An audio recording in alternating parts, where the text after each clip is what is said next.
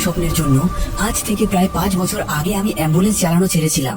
তখন মৃত লাশের দেহ আমাকে হাসপাতাল থেকে ওই মৃত ব্যক্তির বাড়িতে পৌঁছে দিতে হতো। দিন শেষে আমার ওইসব চিন্তা ভাবনা স্বপ্নের মধ্যে হানা দিত। তাই অ্যাম্বুলেন্স চালানো ছেড়ে দূরে শহরে পার্ক স্ট্রিটের একটি এটিএম গার্ডে আমি নিযুক্ত হই। আমি সোমনাথ। এখনো মাঝে সাঝে স্বপ্নের মধ্যে সেই মৃত লাশগুলি আমায় তাড়া করে বেড়াচ্ছে। যাই হোক, এত রাতে ঘুম ভাঙার পরেও আমার ঘুম আসছে না। তাই আমি পাশে থাকা খবরের কাগজটি নিয়ে পড়া শুরু করলাম। হঠাৎই চোখে পড়ল আমাদের গ্রামের ঘটনা। মৎস্যলন্দপুর স্বরূপনগর এলাকায় ঘটে গেল আবার একটি মর্মান্তিক ঘটনা, যেখানে স্বরূপনগর এলাকায় বসবাসকারী নিরঞ্জন সরকার নামক যুবকের লাশ পাওয়া গেল ইছামতি নদীর জোয়ারে। গতকাল যুবকের লাশটি মাছ ধরার জালে আটকে গেলে জেলেরা সেই জাল থেকে উদ্ধার করে মৃত লাশটিকে। তারপর তারা পুলিশের হাতে তুলে দেয়। খবরের কাগজে থাকা ছবিটি ভালো করে দেখে আমি চিনতে পারলাম এই সেই নিরঞ্জন। যখন আমরা একসাথে গাড়ি চালাতাম তখন আমরা একে অপরকে খুব সাহায্য করতাম। ইস, খুব ভালো ছিল ছেলেটা, কিন্তু একটু মদ্যপান করত। যাই হোক, তার আত্মার শান্তি কামনা করি। হ্যাঁ বাবা, বলো। শোন, তুই খবরটা কি শুনেছিস? হ্যাঁ বাবা, খবরটা না একটু আগে আমি পড়ছিলাম। হ্যাঁ, নিরঞ্জন মারা গেছে। তুই একটা কাজ কর না, তোর মার শরীরটাও না ভালো নেই, কিছুদিনের জন্য ছুটি নিয়ে একটু দেখা করে যা। তোর মা অনেক টেনশন করছে। আরে এত টেনশনের কি আছে, আমি তো ঠিকই আছি। আরে তুই কি জানিস, বিগত 6 মাস ধরে যে 6 জন মারা গেছে সবাই ড্রাইভার, আর তোরা তো সবাই একসাথেই কাজ করতিস। সেই টেনশনই করছে তোর মা। এটাই তো স্বাভাবিক, তাই না? পরপর যে কয়েকজনের মৃত্যু হলো তারা সবাই ড্রাইভার। মোটামুটি সবাইকেই চিনতাম, আর বেশিরভাগই আমাদের মৎস্যলন্দপুর এলাকার। আরে বাবা, তুমি এত টেনশন করো না, আমি তো আর গাড়ি চালাই না। 5 বছর হয়ে গেছে ছেড়ে দিয়েছি। আমি খুব তাড়াতাড়ি ছুটি নিয়ে আসার চেষ্টা করছি। তুমি একটু মায়ের খেয়াল রেখো। এখন রাখলাম। বেশ কিছু দিন কেটে গেল। আমার ছুটির সময় ঘনিয়ে আসলে একটু ওপর মহলে বেশি দিন ছুটি নেওয়ার জন্য আবেদন করলাম। আমার আবেদনও তারা মঞ্জুর করলো। আজ সন্ধ্যা অবধি আমার শেষ ডিউটি। দেখলাম রাত্রি 8টা 8-এর ট্রেনটা যদি আমি ধরতে পারি তাহলে ভালোভাবেই বাড়ি পৌঁছতে পারবো।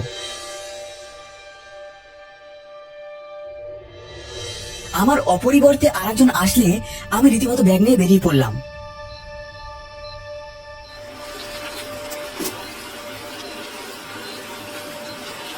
রাস্তায় যেতে যেতেই হালকা মাঝারি বৃষ্টি শুরু হয়।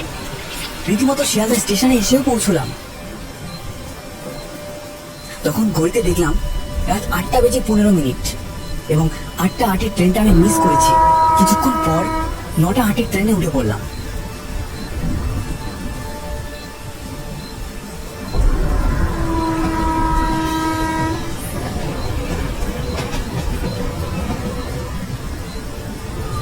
এসে পৌঁছতে পৌঁছতে শুরু হয়ে গেল ভীষণ কালবৈশাখী ঝড়। স্টেশনেই অপেক্ষা করতে লাগলাম ঝড় থামার। তার মধ্যেই দেখলাম দুটো লোক এত রাতে পেটিতে ভরে নিয়ে যাচ্ছে ইলিশ মাছ। আমার এখনো বাড়ির জন্য কোনো খাবার নেওয়া হয়নি, আর আমার মাও খুব ইলিশ মাছ পছন্দ করে। তাই তাদের কাছ থেকে রিকোয়েস্ট করে আমি দুটো ইলিশ মাছ কিনে নিলাম। অনেক খুশি হবেন আমার মা। ধীরে ধীরে ঝড় থেমে যেতেই আমি গিয়ে বাসের সন্ধান করতে লাগলাম। ভাগ্যের একই পরিহাস, এখন কোনো বাস বা অটো নেই। আশেপাশেই চেয়ে দেখলাম একজন ভ্যান চালক ভ্যানে বসে কি একটা বোতলে চুমুক দিয়ে খাচ্ছে। আমার বুঝতে দেরি হলো না এটা, কিন্তু যাই হোক, আমি তার কাছে গিয়ে জিজ্ঞেস করলাম, এই যে দাদা, বলছিলাম কি আমার একটু বাড়ি ছেড়ে দেবে? বাড়ি না দাদা, আপনি বললে আপনাকে ঘাটে তুলে দিয়ে আসতে পারি। আরে দাদা, মশকরা বাদ দিন না, আমার বাড়ি স্বরূপনগর, তাড়াতাড়ি যেতে হবে, বুঝতেই তো পারছেন। কি বলেন দাদা, একটু আগে একটা প্যাসেঞ্জারকে চালে ছেড়ে দিয়ে আসলাম। হ্যাঁ, আপনি এখান থেকে সারানো স্বরূপনগর যেতে পারবেন না। তার কাছ থেকে খুবই দুর্গন্ধ বেরোচ্ছে এবং সে কথাটাও ঠিকঠাক বলতে পারছে না। কি বলছেন তা উনি নিজেও জানেন না, আর আশেপাশেও কাউকে দেখতে পাচ্ছি না। ইনি একমাত্র আছেন যিনি এত রাতে আমাকে বাড়ি পৌঁছে দিতে পারে। দাদা, দয়া করে এত রাতে আমার সাথে ঠাট্টা করবেন না, যা চাইবেন তাই দেবো। কত ভাড়া লাগবে আপনার? আরে দাদা, এই স্বরূপনগর কি এখানে? অনেক দূর, বৃষ্টির সময় বুঝতে পারছেন না। হ্যাঁ, আপনি 500 টাকা দেন, তাহলে আপনাকে ওই টিপির ঘাট পর্যন্ত নামিয়ে দিয়ে আসতে পারেন। যদি রাজি থাকেন তো বলেন। টিপির ঘাটের থেকে আমার বাড়ির রাস্তা 20 মিনিট। ব্রিজ পেরিয়ে চলে গেলেই আমি যেতে পারবো। আমি আর বেশি কিছু না ভেবেই ভ্যানে উঠে পড়লাম। চলো। যত এগোচ্ছি আরো যেন ঝোড়ো হাওয়া বেড়েই চলেছে। তার মধ্যেও ভ্যান চালক আমায় রীতিমতো পৌঁছে দেওয়ার জন্য তার শেষ চেষ্টাটুকু চালিয়ে যাচ্ছে তার দুটো পা দিয়ে।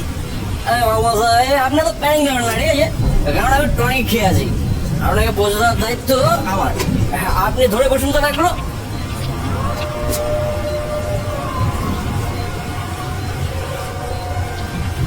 আমরা টিপির ঘাটের কাছে পৌঁছে গেলাম। ক্রমে ক্রমে ঝোড়ো হাওয়া বেড়েই চলেছে। সে শহর কোনো নামই নেই।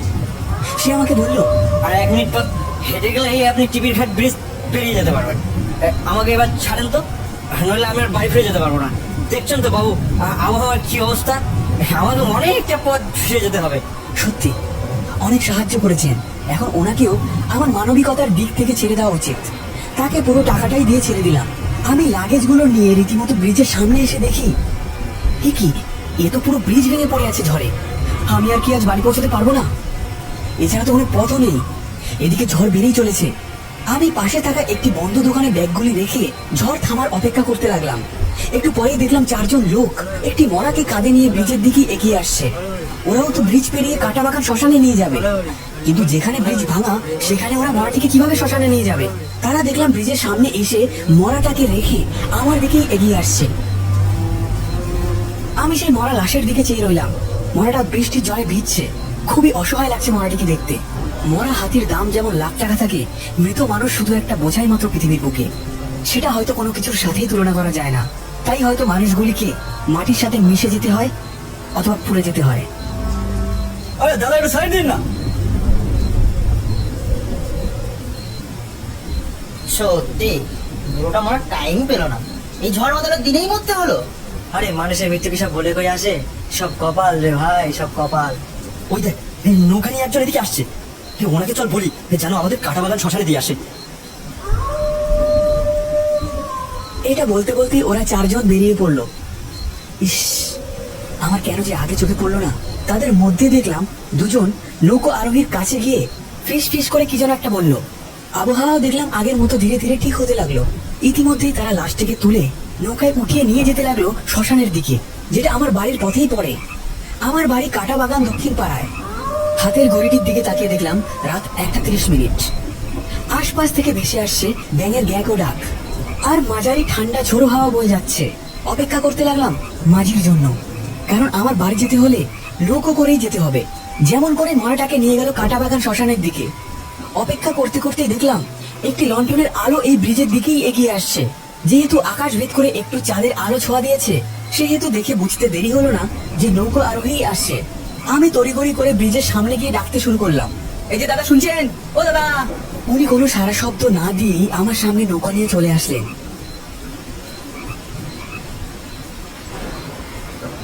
বলছিলাম, কাটাবাগান দক্ষিণ পাড়ায় আমার বাড়ি, ব্রিজের ওপাশে। আমাকে একটু নামিয়ে দিয়ে আসতে পারবেন?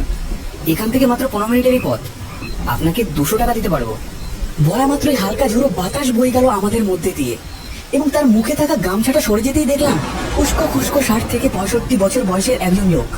না গো বাবু, আমি অত সস্তার মাঝি নই। আমারে দেখে কি তাই মনে হচ্ছে? আমি একজন শিকারী, শিকার করতে বেরিয়েছি। লোকটার কথা সত্যি আমার চিন্তা ভাবনার মধ্যে ফেলে দিল। ওনার মাথা ঠিক আছে তো, নাকি ইনিও ভ্যানওয়ালার মতো ভুল জল খেয়ে ভুল বকছেন? যাই হোক, এখন ইনিই একমাত্র আমার সম্বল। দয়া করুন আমার উপরে, আমি খুব বিপদে আছি। দয়া করে আমাকে ওই কাটাবাগান ব্রিজ অব্দি নামিয়ে দিন, তারপর আমি চলে যেতে পারবো। আমাকে একটু দয়া করে এই বিপদ থেকে রক্ষা করুন না চাচা। বিপদ? আচ্ছা ঠিক আছে, 1000 টাকা লাগবে বলো, তাহলে আমি যাতে পারি, না হলে আমি চললুম। 1000 টাকা? চাচা, বিপদে পড়েছি বলে এমন দাবি করছেন? ওপরওয়ালা সব দেখছে, এমন করবেন না। ওপরওয়ালা? ওপরওয়ালাই তো আমারে পাঠিয়েছে। 1000 টাকা তো সেই নিতে বলেছে আমারে। যাই হোক, উঠে পড়ুন, আমার আবার তাড়া আছে। আমার বিবি যান না খেয়ে আমার জন্য পপসে আছে। আমি তার কথা মতোই তাড়াহুড়ো করে হাতে থাকা ট্রলি ব্যাগ ও মাছের ক্যারি ব্যাগটি নিয়ে উঠে পড়লাম নৌকোতে। দেখলাম আমার হাতে থাকা ক্যারি ব্যাগ ছিঁড়ে মাছের মাথা বেরিয়ে এসেছে। মাছের ব্যাগটি একপাশে রেখে আমি নৌকোয় বসলাম, এবং নৌকো আরোহী নৌকো টানা শুরু করলো আমার বাড়ির উদ্দেশ্যে। পথে যেতে যেতে এক অনবদ্য দৃশ্য আমার চোখে ভেসে উঠল। সেই কাটাবাগান শ্মশানের সামনে দিয়ে যেতেই দাউ দাউ করে জ্বলছে সেই মৃত লাশটি। যেহেতু শ্মশানের গা বেয়ে নদী বইছে, তাই আমরা তার সামনে যেতে স্পষ্টভাবে দেখলাম সেই মরা মানুষটির চামড়া গলে গিয়ে হাড় বেরিয়ে আসা মাথার খুলিটি আমার দিকেই চেয়ে রয়েছে। আমি কিছুতেই চোখ ফেরাতে পারছিলাম না। কোনো মরাকে এইভাবে পড়তে আমি আগে কখনো দেখিনি। হঠাৎই দেখলাম সেই মরাটি তার গায়ের ওপর জ্বলন্ত কাঠ বেদ করে জেগে উঠেছে। আরে আরে এত ভয় পাওয়ার কি আছে? থামুন, সত্যি আপনি আজব মশাই। জ্বলন্ত চিতার পাশে থাকা একটি লোক বাঁশ দিয়ে বাড়ি মারল মরাটির গায়ে, এবং সাথে সাথে দেখলাম মরাটি আবার জ্বলন্ত কাঠ ভেদ করে নিচের দিকে নেমে গেছে। সত্যি এক আজব ভয়ঙ্কর দৃশ্যের সম্মুখীন হলাম আজ। তারপর কাঁটাবাগান শ্মশান পার করে যেতেই একটি স্থলপথের পাশে এসে দাঁড় করালো নৌকাটি। বাবু, যদি কিছু মনে না করেন একটা কথা বলবো? হ্যাঁ বলুন। আমার বিবিজানটা না খেয়ে বসে আছে আমার জন্যে। আপনারে বাড়ি দিয়ে আসতে আমার অনেক দেরি হয়ে যাবে। একটু যদি সময় ব্যয় করে আপনি আমার সঙ্গে একটু যেতে পারেন এই সামনেই, তাহলে আমি আমার বিবিজানকে খাইয়ে দিয়ে আসতে পারতাম নিজের হাতে। ও কিছুই খেতে পারে না আমি খাইয়ে না দিতে পারলি। চলুন না বাবু, এই সামনেই। যাই হোক, ইনি আমার অনেক উপকার করেছেন। এত সময় তো ব্যয় হয়েই গেল, আর একটু সময় না হয়ে যাক। আচ্ছা চলুন। লোকটি নৌকার গতিপথটি উল্টো দিকে নিয়ে যেতে লাগলো। বেশি পথ যেই পারিনি। কিছুক্ষণের মধ্যেই নদীর পাশ থেকে কিছু শিয়াল ডাকাডাকি শুরু করেছে। কিছু শিয়াল নদীর পাশে এসে আমাদের দিকে আক্রমণাত্মক ভাবে ডাকছে, এবং সে মাছি তাদেরই দিকে নৌকোটি ধীরে ধীরে নিয়ে যাচ্ছে। এ কি দাদা, এমন করছেন কেন? ওরা আক্রমণ করতে পারে, নদী বরাবর হয়ে চলুন। আরে দাদা, দেখতেই তো পাচ্ছেন ওরা ওরা একসাথে অনেকগুলো শিয়াল একত্রিত হচ্ছে। ওরা কিন্তু আমাদের আক্রমণ করতে পারে। একটু একটু ভালো করে চলুন না দাদা। আমার কথায় কোনো কান দিল না সে, উল্টে আমাকে ধমক দিয়ে বলল, আরে বাবু, দেখে তো মনে হয় 30 বছর বয়স। 3 বছর বাচ্চা ছেলের মতো আচরণ করছেন কেন? হঠাৎ তার পাশ থেকে একটি বড় কোচ হাতে নিয়ে ঘুরিয়ে আক্রমণাত্মক শিয়ালের দিকে ছুড়ে মারল। কোচটি গিয়ে শিয়ালটির বুকের পাঁজরে গেঁথে গেল, এবং পাশে থাকা শিয়ালের পায়েরা সেটি দেখে ভয়ে বাগানের মধ্যে ঢুকে গেল। লোকটি নৌকা থেকে ঝাঁপিয়ে পড়ে এগিয়ে গেল আহত শিয়ালের দিকে। তারপর শিয়ালের পাঁজরে গেঁথে থাকা কোচটি আরো জোরে চাপ দিয়ে গেঁথে গেল তার দেহের এপার ওপার। ছটপট করতে করতে শিয়ালটি মৃতপ্রায় অবস্থায় পড়ে রয়েছে। লোকটি কোচটি বার করে দূরে থাকা শিয়ালগুলির দিকে দৌড়ে গেল। পুরো ঘটনাটি আমার চোখের সামনে ঘটছে। ঘটনাটি আমার স্বপ্নে দেখা সব থেকে ভয়ঙ্কর ঘটনাগুলির থেকেও ভয়ঙ্কর লাগছে। কিন্তু এটা যে কোনো স্বপ্ন নয়, বাস্তব রূপে রূপান্তরিত হয়েছে, এবং সেটা আমার চোখের সামনেই বিদ্যমান। লোকটি আবার এসে মৃতপ্রায় শিয়ালটিকে বারবার কোচটি আক্রমণ করে যাচ্ছে। লোকটির বুকের দিকে তাকিয়ে দেখলাম কোন এক প্রতিশোধের আগুন ফুটে উঠেছে তার চোখে মুখে। ওরা তো সামান্য একটা জীব মাত্র, ওদের সাথে আবার কিসের প্রতিশোধ? ধীরে ধীরে শিয়ালটি নড়াচড়া বন্ধ করে দিয়েছে। তারপর শিয়ালটির দুই ঠ্যাং ধরে নৌকার দিকে ছুড়ে মারল লোকটি। লোকটি নৌকায় উঠে পড়ার পর আমি তাকে জিজ্ঞেস করলাম, কি দাদা, আপনি মারলেন কেন? আর মেরেও নৌকা উড়ালেন কেন? বাবু, আমি না মারলে ওরা যে আমাদের মেরে ফেলতো। আর আমি তো আগেই বলেছি আমি একজন শিকারী। সে তো ঠিকই আছে, কিন্তু আপনি নৌকায় তুললেন কেন? এদের মাংস খাবো বলে। এদের না খেলে এরা যে আমাদের খেয়ে ফেলতো। শিয়ালের মাংস অনেক মূল্যবান জিনিস, অনেক সুস্বাদু, অনেক দামি জিনিসও আমাদের কাছে। বাবু, আমরা গরিব মানুষ, আমাদের অত টাকা নেই যে দোকানে গিয়ে মাংস কিনে খাবো। আর এগুলো তো বাজারে বিক্রিও হয় না, এভাবেই মেরে খেতে হয়। না হলে এরা অন্য কাউরে খেয়ে নেবে। আমি আরো ভালো কাজ করছি বলতে পারেন। শত্রুদের মাংস যে কত সুস্বাদু সে বলে বোঝানো যাবে না আপনারে। হ্যাঁ, আমার তো দেখে তাই মনে হচ্ছিল। কিন্তু কিন্তু কিসের শত্রুতা আপনার ওই নিরীহ জীবগুলোর সাথে? এই কথাটি বলা মাত্রই লোকটি রক্তাক্ত মাংস মাখা করছি আক্রমণাত্মক ভাবে আমার বুকে পাঁজরে ঠেকিয়ে দিল। আমারে দেহে কি আপনার নিরীহ বলে মনে হয়েছিল? যখন কোনো কিছু আপনারে আঘাত না করবে ততক্ষণ পর্যন্ত আপনি বুঝতে পারবেন না সে নিরীহ কিনা। আর ওরা কতটা নিরীহ তা ওদেরকে আমি কাছ থেকে দেখেছি। আপনারে যদি একা ছেড়ে দেয়া হতো তাহলে বুঝতে পারতেন ওরা কতটা নিরীহ। ওরা নিরীহ না। আচ্ছা আচ্ছা আচ্ছা আচ্ছা আচ্ছা ঠিক আছে, এটা শোনান, আমায় মাফ করুন, তাড়াতাড়ি চলুন। আপনার আপনার স্ত্রী আপনার জন্য অপেক্ষা করছে তো। ওনার স্ত্রীর কথা বলাতে উনি শান্ত হয়ে গেলেন। তারপর আবার পুনরায় নৌকা চালানো শুরু করলেন।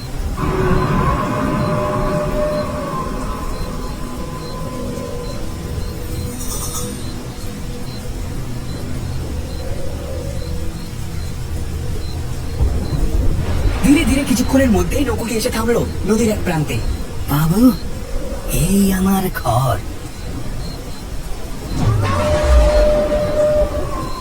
বাবু, একটা কথা বলবো? আপনার ওই ব্যাগে দেখেছি ইলিশ মাছের মাথা আছে। আমার বউ খুব ইলিশ মাছ পছন্দ করে।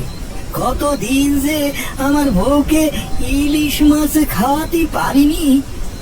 আপনার আপনার টাকা দেয়া লাগবে না, এক পিস ইলিশ মাছ দিতে পারবেন? আমি আর তার কথার অবাধ্য হলাম না। কথা না বাড়িয়ে একটা ইলিশ মাছ তুলে দিলাম। আমারই ভালো হলো, 1000 টাকার জায়গায় 400 টাকার ইলিশ মাছ দিয়েই মিটে যাচ্ছে, আর ওনার ইচ্ছেটাও পূরণ হচ্ছে। এটাই উত্তম। উনি তাড়াতাড়ি ওনার ঘরে ঢুকে গেলেন।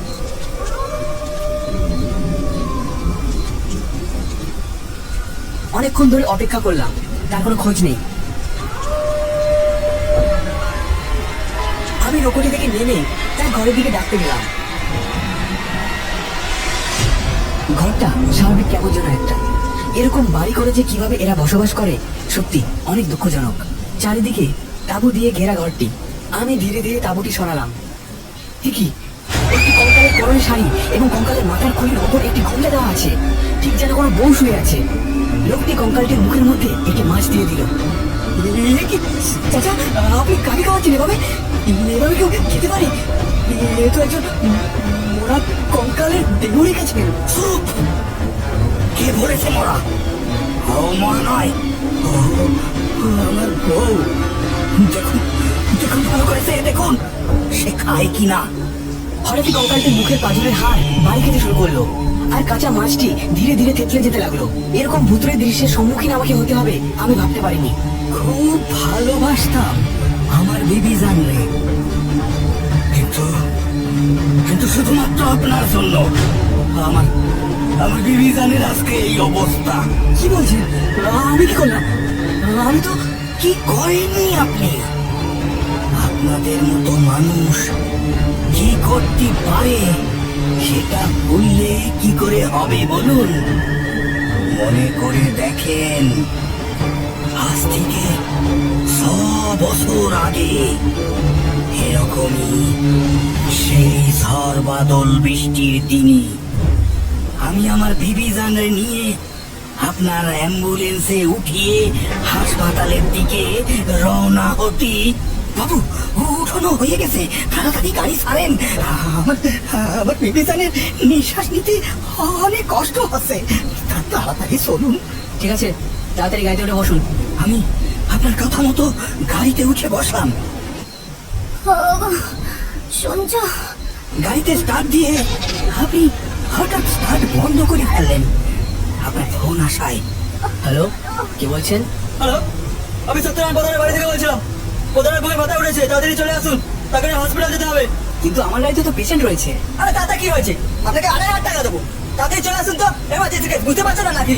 এই যে চাচা, আপনি একটু তাড়াতাড়ি নামান তো, আর আপনার বউকেও নামান। আমার তো ইমার্জেন্সি কাজ পড়ে গেছে। বাবু, এমন করবেন না, আপনি আপনি তাড়াতাড়ি চলুন। আমার আমার বিবি জান কেমন কষ্ট পাচ্ছে দেখছেন না? আরে প্রধানের বাড়ি থেকে ফোন এসেছিল, তার বুকের অবস্থা খুবই খারাপ। হাসপাতালে পৌঁছে দিতে পারলে আমাকে 2500 টাকা দেবে, আর আপনি তো মাত্র 800 টাকা দিচ্ছেন। বাবু, ভাই আপনার এমন করবেন না। আমি আমি আরো 200 টাকা আপনাকে বাড়াই দিচ্ছি, একটু তাড়াতাড়ি চলেন বাবু। আচ্ছা যাবো। আচ্ছা ঠিক আছে, আমি আপনারে 2500 টাকাই দেব, তবে সেটা এখনই দিতে পারবো না। আমার কাছে যে এখন অত টাকা নেই বাবু। দূর মশাই, বোঝেন না কেন? স্বয়ং প্রধানের বাড়ি থেকে ফোন এসেছিল। প্রধানকে বাঁচাতে না পারলে উনি আমাকে জেলে ঢোকাবেন। আর আপনি এত টেনশন করবেন না, আমি আমার এক বন্ধুকে ফোন করছি, ও তাড়াতাড়ি পৌঁছে দেবে। হ্যালো, এই নিরঞ্জন, তুই কোথায় রে? আপনি তো আমারে ফেলে রেখে গিয়েছিলেন মশাই। তার অনেকক্ষণ পরে একটা অ্যাম্বুলেন্স এসে পৌঁছয়। তাড়াহুড়ো করে তার অ্যাম্বুলেন্সে আমার বিবি জানরে উঠানো হয়েছিল। আমরা আমরা রওনা দিয়েছিলাম হাসপাতালের দিকে, কিন্তু কিছু পথে গিয়েই সে মদ খাওয়া শুরু করে দেয়। দাদা, একটু তাড়াতাড়ি চলেন। আপনি আপনি দয়া করে মদ খাওয়াটা বন্ধ রাখুন, নাহলে দুর্ঘটনা ঘটে যেতে পারে। বুড়ো চুপচাপ বসে থাকেন তো। দেখছেন তো মাত্র 800 টাকা। আমার বাবা কোথায় গেছে? এর মতো পৌঁছে দেওয়ার দায়িত্ব আমার। আপনি চুপচাপ বসুন। আমি সাথে সাথে বেরিয়ে গিয়ে দেখি সে জ্ঞান হারাইছে। আমি অনেক ডাকাডাকি করায়ও তার কোনো সারা শব্দ মেলেনি। এদিকে এদিকে আমার বিবিচান কষ্টে কাতরাচ্ছে। এই সহ্য করতে না পেরে তারে গাড়ি থেকে বাইর করে রাস্তায় এনে রাখলাম, যাতে অন্য কোনো গাড়ি হলেই আমি তারে উঠোয় নিয়ে যেতে পারি। অনেকক্ষণ অপেক্ষা করার পরেও কোনো গাড়ি পেলাম না। তারপর আমার বিবিচানরে কোলে তুলে এগোতে লাগলাম হাসপাতালের দিকে। হাসপাতালের পথ অনেকটাই, আর আর আমায়ও তাড়াতাড়ি পৌঁছতে হবে, না হলে অনেক যে কষ্ট পাচ্ছে আমার বিবিজান। আমি আমি চিন্তা করলাম, আমি যদি কোনো ভ্যান পাই তাহলে তারে টেনে নিয়ে যেতে পারবো। তাই আমি তাকে রাস্তার পাশে একটা গাছতলায় রেখে আমি আমি গ্রামের ভিতরে ঢুকে গেলাম। কারো যদি একটা ভ্যান পেতাম, তাকে তাকে যে করেই হোক আমি ডেকে নিয়ে আসবো, এই আশা করে আমি গ্রামের ভিতরে একটা বাড়িতে গেলাম। দাদা, একটু শুনছেন? আমার একটু সাহায্য করবেন? ও দাদা, শুনছেন? আমার একটু সাহায্য করবেন? কোনো সারা শব্দ না পেয়ে আমি আমি হঠাৎ দেখলাম ওই বাড়ির উঠোনে একখানা ভ্যান দাঁড় করানো আছে। আমি আর কিছু চিন্তা না করে আমি কোনো রকমে ভ্যানটা নিয়ে টান মারলাম। হঠাৎ বাড়ির মালিক পেছন থেকে আমার চোর চোর বলে চিৎকার করে লোক জড়ো করলো। আমার আমার কি অভাগা কপাল! আমার কোনো কথা ধরে শুনলো না, বিশ্বাসও করলো না। কাছে বেঁধে আমারে মারতে শুরু করলো। তাদের কাছে আমার অসহায়ত্বের কোনো দামই রইল না। অনেকক্ষণ পর তারা আমারে ছেড়ে দিল। আমি আমি আহত অবস্থায় অনেক কষ্টে আমার বিবিজানের কাছে এসে পৌঁছলাম। এখানে এসে দেখলাম সেখানে বিবিজানরে রেখে দিয়ে গেছিলাম। বিবিজান সেখানে নেই, আছে শুধু কোখানে কাতা।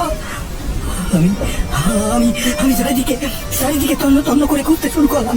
দেখলাম বিবিজানের একটা বস্ত্র জঙ্গলে পড়ে আছে। আল্লাহ, কি অবস্থায় আমার বিবিজানরে আমি দেখলাম কতগুলো শিয়াল ওর দেহটারে ছিঁড়ে টুকরো করে খাচ্ছে। নিজের ভালোবাসার মানুষটারে এভাবে ছিঁড়ে খাচ্ছে দেখে আমি আর সহ্য করতে পারলাম না। আমি লাফায়ে পড়লাম একখানা ইট নিয়ে। আর তারপর তিনখানা শিয়ালে একসঙ্গে মেরে ফেললাম। তারা যেভাবে আমার বিবিজানরে খেয়ে ফেলেছিল, তারপর থেকে প্রতিশোধের আগুনে আমিও শিয়াল দেখলেই তারে খেয়ে ফেলি। আর প্রতিজ্ঞা নিলাম, শিয়ালের যাত্রে আমি শেষ করে ছাড়বো। আমার বিবিজানরে ওই অবস্থায় আর বাঁচানোর কোনো উপায় হলো না। শুধুমাত্র তার রক্তাক্ত দেহ ওই অবস্থায় আমি নিয়ে চলে আসলাম গ্রামের নদীর ধারে। আমার বিবিজানরে তো বিয়ের আগে সময় দিতে পারিনি। সারাদিন মাছ শিকার করে বেড়াতাম, সে তো আমার দিকে চেয়ে থাকতো। আমার মনে হয় এখনো আমার পানে যেই আছে, তাকে এখনো আমার সাথেই রেখেছি। আমার মৃত্যু পর্যন্ত সে আমার সাথেই থাকবে। আর আমিও তাকে কোনো সময় কাছাড়া করতে চাইনি। আপনি যদি সেদিন 2,500 টাকার জন্য আমাদের ছেড়ে না যেতেন, তাহলে আমার বিবিজান আজকে বেঁচে থাকতো। তারাও মানুষ, শুধু টাকা আর স্থানের তফাৎ। আর যারা এর ভেদাভেদ করবে তাদের আমি শেষ করব। শুনেননি, ধীরে ধীরে 6 মাসে 6 জনকে শেষ করেছি। এইবার সপ্তম। আমি কোনো কিছু না ভেবে দৌড়ে ঝাঁপিয়ে বললাম নৌকোর উপরে। নৌকোর বইটাকে নিয়ে শুরু করলাম চালানো। আমি নৌকো নিয়ে জোরে জোরে চালানো শুরু করলে সেই লোকটিও ঝাঁপ মারলো নদীর জলে। এদিকে আবহাওয়া বদলাতে শুরু করেছে, হঠাৎই জোর হাওয়া শুরু হয়েছে। আমি আমার বাড়ির পথের দিকে এগিয়ে যেতে লাগলাম নৌকোটি নিয়ে। লোকটি ঝড় ঝাপটা উপেক্ষা করে জলের মধ্যে সাঁতরে আমার দিকে আক্রমণাত্মক ভাবে ছুটে আসছে। আজকে সে আমাকে মেরেই ফেলবে। আমার মনে পড়ে গেল একটু আগে উনি শেয়ালটিকে কিভাবে মেরেছিলেন। উনি যদি আমাকে হাতে পান তাহলে আমার হত্যা আজ অনিবার্য।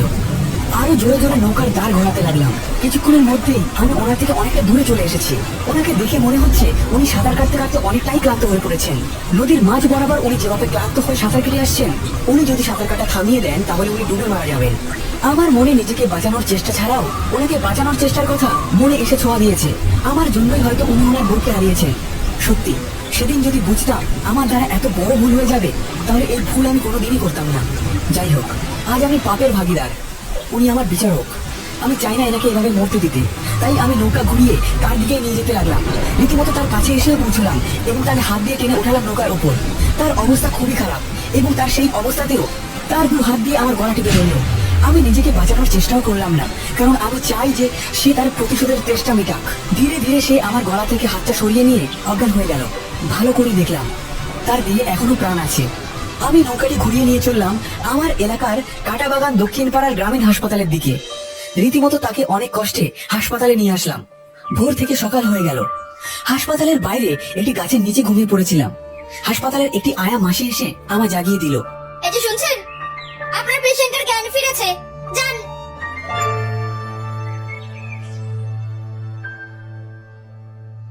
আমাকে মাফ করবেন। সেদিন প্রধানের চাপে, টাকার লোভে আমি পরিস্থিতির শিকার হয়েছিলাম। আমার ভুল আমি বুঝতে পেরেছি। আমি যতদিন বাঁচবো চেষ্টা করব যেভাবে আপনি ক্ষতিগ্রস্ত হয়েছেন সেরকম ক্ষতিগ্রস্ত যেন আর কেউ না হয়। আমাকে বাঁচার সুযোগ দিন আর আপনি আমার বাড়িতে চলুন। সারা জীবন আমি আপনাকে আমার বাবার পরের স্থান দিয়ে রাখবো। আমাকে ক্ষমা করুন আর আপনার বয়স সৎকারের ব্যবস্থা আমি করব। আমাকে ক্ষমা করুন। আমার পাপের প্রায়শ্চিত্ত আমাকে করতে দিন। কিছুদিন যেতেই আমার ব্যাংকের সমস্ত টাকা দিয়ে 2টো পুরনো অ্যাম্বুলেন্স কিনলাম। একটা কিনলাম গরিব মানুষের জন্য, যে অ্যাম্বুলেন্স শুধুমাত্র যাতায়াতের জন্য যতটুকু তেল প্রয়োজন সেটুকু দিলেই অ্যাম্বুলেন্সটি হাসপাতালে রোগীদের পৌঁছে দেবে। এছাড়া পেশেন্টের বাড়ি থেকে 1 টাকাও নেওয়া হবে না।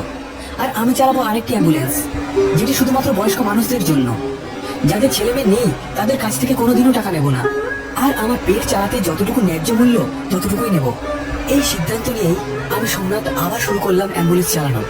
যতদিন এই জীবন থাকবে মানুষকে তার স্থানের ও টাকার ভেদাভেদ না করে যে আগে আসবে তাকে পৌঁছে দেওয়ার চেষ্টা করব হাসপাতালের উদ্দেশ্যে। সেই আশীর্বাদ নিতেই আমি করিম চাচার পায়ে প্রণাম দিতেই সে আমাকে জড়িয়ে ধরল। বন্ধুরা, তোমাদের জন্য একটি প্রশ্ন, বলো তো এই গল্পে সোমনাথের বন্ধুর নাম কি ছিল? সঠিক উত্তরদাতাদের মধ্যে থেকে লাকি ড্রয়ের মাধ্যমে 3 জনকে বেছে নেওয়া হবে এবং পরের ভিডিওতে তাদের নাম ঘোষণা করা হবে এবং সেই 3 জনকেই 2 GB করে ডেটা রিচার্জ করে দেওয়া হবে। তাড়াতাড়ি উত্তরটি কমেন্ট করে জানাও এবং তার স্ক্রিনশট করে নিচে দেওয়া ইমেলে মেইল করো। আর সাবস্ক্রাইব করতে ভুলবে না।